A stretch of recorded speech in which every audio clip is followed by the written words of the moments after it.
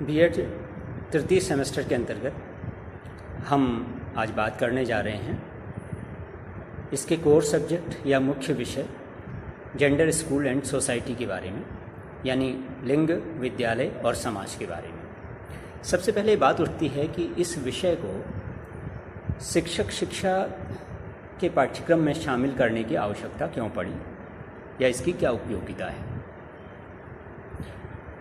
चूँकि बीएड या इससे संबंधित अन्य जो प्रशिक्षण के कार्यक्रम हैं या शिक्षा से संबंधित जो पाठ्यक्रम हैं, उनके द्वारा समाज के लिए शिक्षक तैयार किए जाते हैं।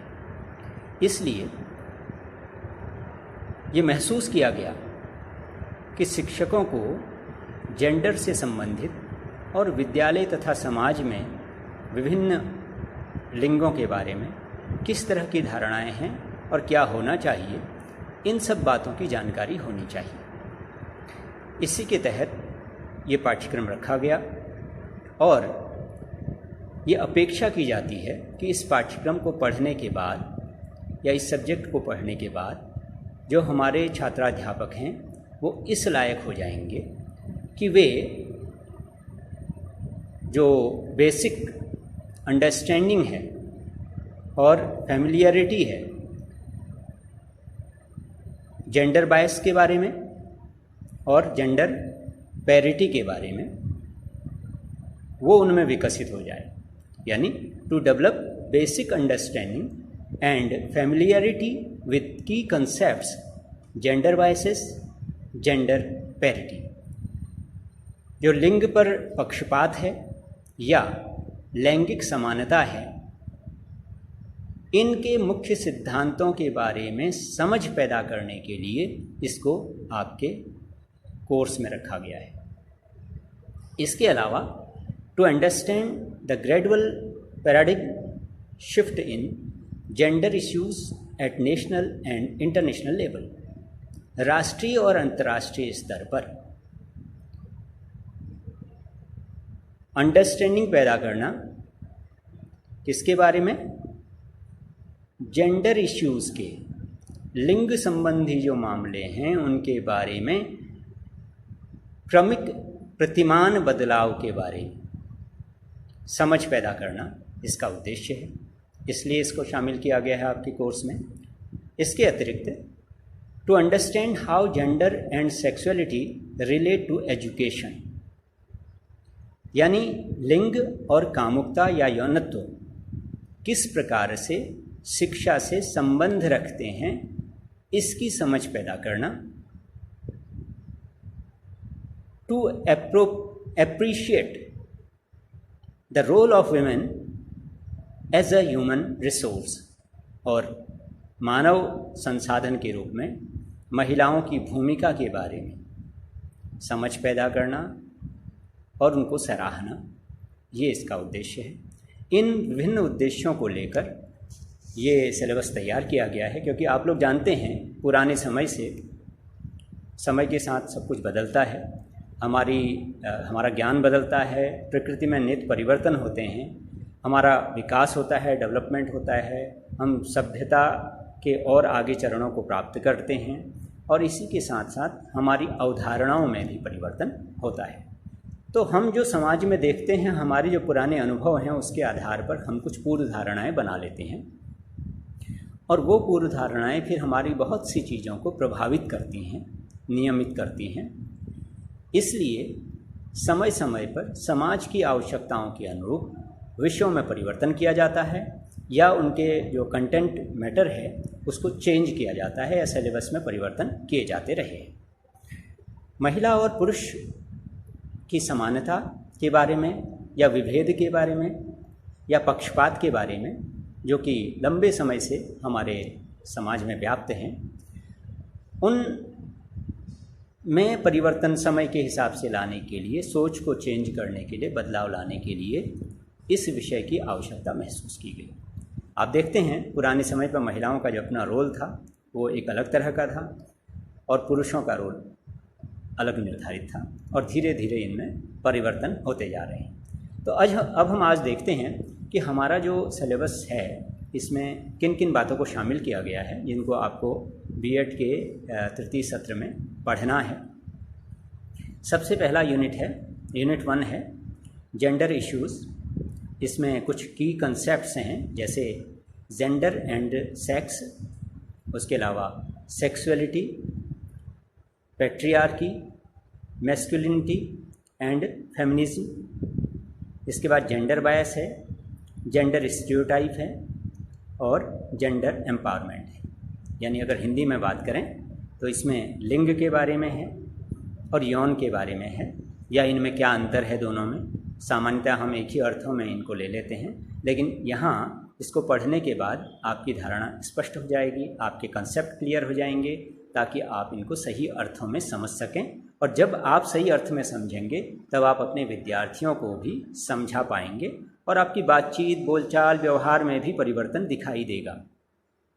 इसके अलावा जो सेक्सुअलिटी है, यौनत्व है या कामुकता है, वो क्या होती है, पितृसत्तात्मकता क्या है, पुरुषत्व क्या है या नारीवाद क्या है। इसके अलावा जो लिंग पर पक्षपात होते हैं उनके बारे में, लिंग के बारे में जो रूढ़िवादिता है या जो हमारे पुराने चले आए नमूने हैं वो क्लियर होंगे, और लिंग के सशक्तिकरण के बारे में हम इसमें बातचीत करेंगे। यूनिट 2 है जिसमें कि जेंडर इश्यूज़ में पैराडिग्म शिफ्ट के बारे में दिया गया है। ऐतिहासिक जो हिस्टोरिकल लैंडमार्क है इसका, social reform movement in India and international conferences. इसके अलावा कॉन्स्टिट्यूशनल सेफगार्ड्स फॉर वीमेन, फिर contemporary period, recommendations of various commissions in India, 5-year plans, programme related to women development. यानी इसमें आप पढ़ेंगे कि जो समाज सुधार के आंदोलन हुए और जो राष्ट्रीय और अंतर्राष्ट्रीय स्तर पर विभिन्न सम्मेलन होते हैं उनके बारे में, जो कि ऐतिहासिक हैं, हमारी इस धारणा को परिवर्तित करने में जिनका बहुत बड़ा रोल है, जो मील का पत्थर है, उनके बारे में हम इसमें बात करेंगे। और जो विभिन्न कमीशंस की रिपोर्ट आई है जिनमें महिलाओं के बारे में जो बातचीत की गई है, सिफारिश की गई है। इसके अलावा जो भारत के जो पंचवर्षीय योजनाएं हैं उनमें किस तरह से बात की गई ताकि महिलाओं का विकास हो और उनका सशक्तिकरण हो, ये बातों को इसमें स्थान दिया गया है। इसके अतिरिक्त जेंडर एंड एजुकेशन के अंतर्गत, लिंग और शिक्षा के अंतर्गत इसमें बात की है लिटरेसी स्टेटस के बारे में and non formal education, primary education and secondary education, higher education, technical education, vocational education, issues, challenges and remedies. इन सब बारों में इसमें बात की गई है 3rd यूनिट के अंतर्गत, जिसमें साक्षरता की स्थिति के बारे में महिलाओं की, अनौपचारिक शिक्षा के बारे में, फिर प्राथमिक, माध्यमिक, उच्च शिक्षा, तकनीकी शिक्षा, व्यावसायिक शिक्षा और वो सारे इश्यूज़ और जो इसके सामने चुनौतियां हैं और उनका क्या समाधान हो सकता है, खासकर महिला शिक्षा के संदर्भ में, ये बातें इस यूनिट के अंतर्गत रखी गई हैं। और उसके बाद 4th यूनिट या चौथी जो यूनिट है वो है जेंडर एंड सोशल डेवलपमेंट, लिंग और सामाजिक विकास या समाज के विकास के बारे में। जेंडर एंड सोशल मोबिलिटी इसके अंतर्गत है। उसके अलावा women as a human resource, women and economic empowerment, teacher as an agent of change. इसमें लिंग के बारे में, सामाजिक गतिशीलता के बारे में, किस तरह से सामाजिक गतिशीलता के कारण इसमें परिवर्तन आया है, समाज में परिवर्तन आ रहा है, महिलाओं की स्थिति में परिवर्तन आ रहा है, और महिलाओं को एक ह्यूमन रिसोर्स या मानव संसाधन के रूप में कैसे डेवलप किया जा सकता है। उसके अलावा जो विमेन, महिला और आर्थिक सशक्तिकरण के बारे में, और शिक्षक को एक परिवर्तन के कारक के रूप में किस तरह से वो कार्य कर सकता है, ये सारी बातें इस सिलेबस के अंतर्गत बातचीत की जानी है।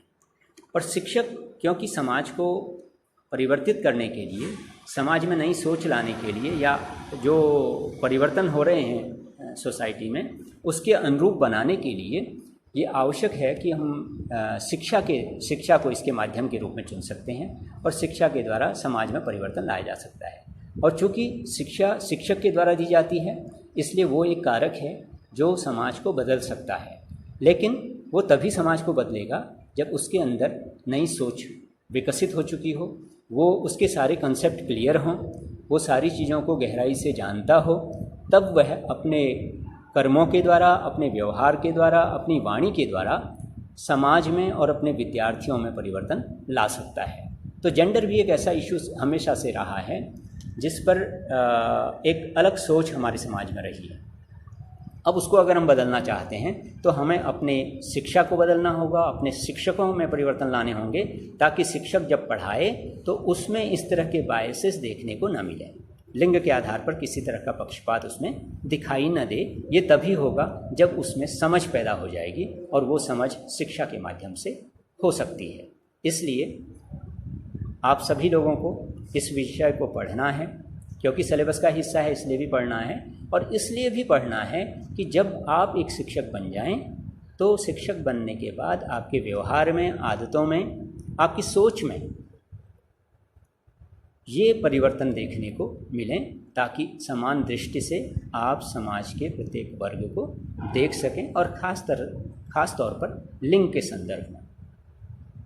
महिला और पुरुष के बारे में जैसे आप लोग किताबें पढ़ते आए हैं तो हमारे सिलेबस में जो बातें लिखी होती हैं, इवन जो उदाहरण दिए हुए होते हैं हमारी किताबों में, उनमें भी कहीं ना कहीं जेंडर बायस देखने को मिलता है।